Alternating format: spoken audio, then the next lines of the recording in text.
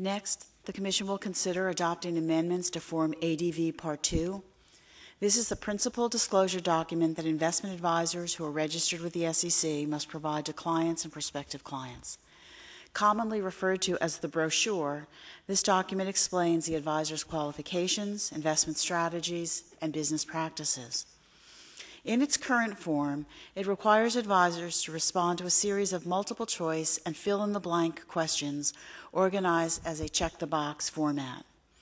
But the format frequently does not correspond well to an advisor's business, and in some cases, the required disclosure may not describe the advisor's business or conflicts in a way that's truly accessible to the investor.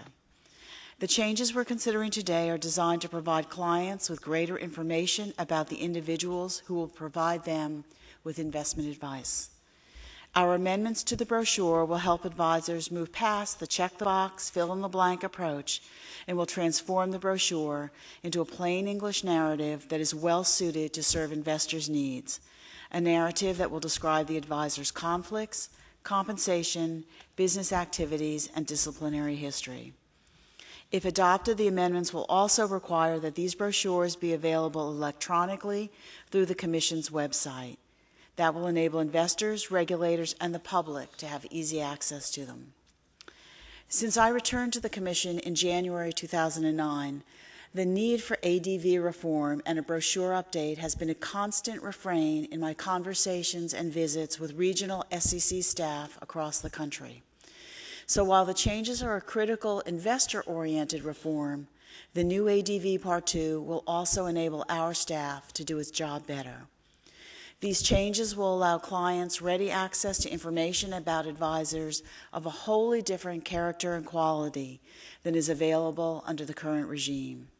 It will enable investors to better evaluate their current advisors or comparison shop for a new advisor that best serves an investor's needs.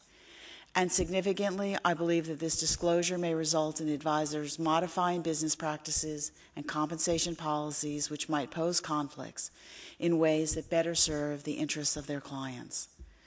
Today's vote has been a long time coming. For more than 30 years, the Commission has required registered investment advisors to deliver a written disclosure statement to clients. In 2000, the Commission proposed a complete overhaul of Form ADV that didn't result in a change to Part 2 of that form. In 2008, the Commission re-proposed the changes which we're considering today. While I will leave it to Buddy Donahue and his team to detail the main features of the new rule, there are a few I'm particularly pleased about and would like to highlight quickly. First, the rules under consideration would require information to be presented in a consistent, uniform manner, allowing investors to compare information between brochures and therefore between advisors. Second, the rules will establish important new standards that will require financial firms to provide a client with key information about the individual from whom they are receiving advice. And finally, the new rules will require advisors to deliver the brochure to a client before or at the time the advisor enters into an advisory contract with the client.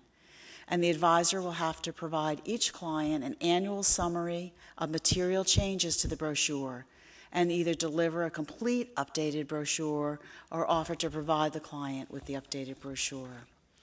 I know an extraordinary amount of work has gone into this over the years, and I want to thank the staff for your hard work and your persistence in developing ADV Part 2.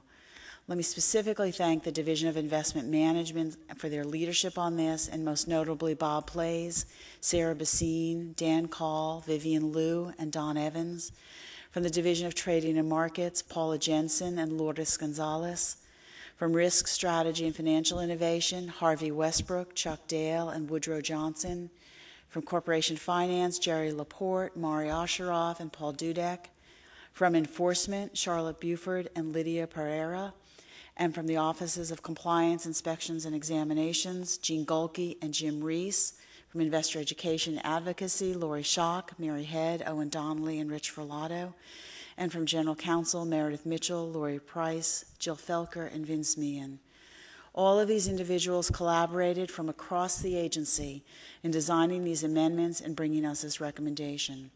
Your efforts will bring better disclosure to investors and help make help them make more informed choices when evaluating investment advisors. Now I'd like to turn this over to Buddy Donahue to present the staff's recommendation.